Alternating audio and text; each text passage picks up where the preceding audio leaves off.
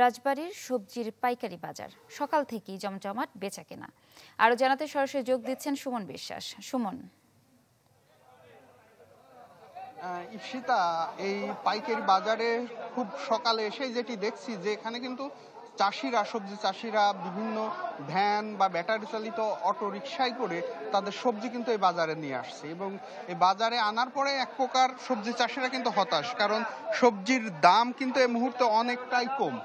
আমরা এখানে এসে যেটি দেখছি যে পাতাকপি এবং ফুলকপি বিক্রি হচ্ছে 4 থেকে 6 টাকা কেজিতে, এবং এছাড়া শিম রয়েছে, সেটিও 6 থেকে 10 টাকা কেজি, বেগুন 10 থেকে 12 টাকা কেজি।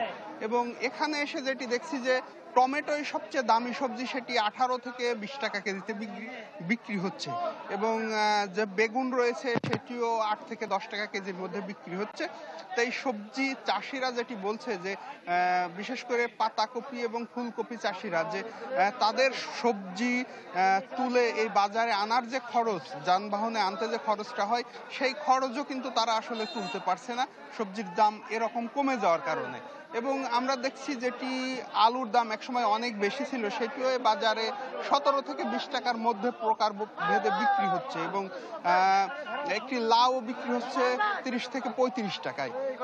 এই যে সবজির দাম একদম নাগালের মধ্যে আসায় ক্রেতারা কিন্তু অনেক খুশি, এবং এই খুশির কারণে তারা ব্যাগ ভরে অল্প টাকায় যেমন সবজি কিনতে পারছে, তেমনি এই চাষিরা এক প্রকার হতাশ যে সবজির দাম এরকম দরপতন হবার কারণে তারা কিন্তু আসলে অনেকেই সবজি ক্ষেত থেকে তোলার যে মজুরি, সেই মজুরি খরচটিও তারা তুলতে পারছে না।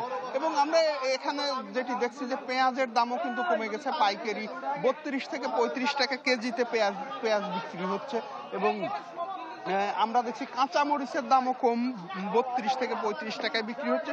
সব মিলিয়ে সবজির যে দাম, এই দামে ক্রেতারা অনেক খুশি হলেও চাষিরা কিন্তু একদম অখুশি। ইপসিতা, ধন্যবাদ আপনাকে। দর্শক, পাইকারি সবজির বাজারের খবর জানছিলাম রাজবাড়ী থেকে।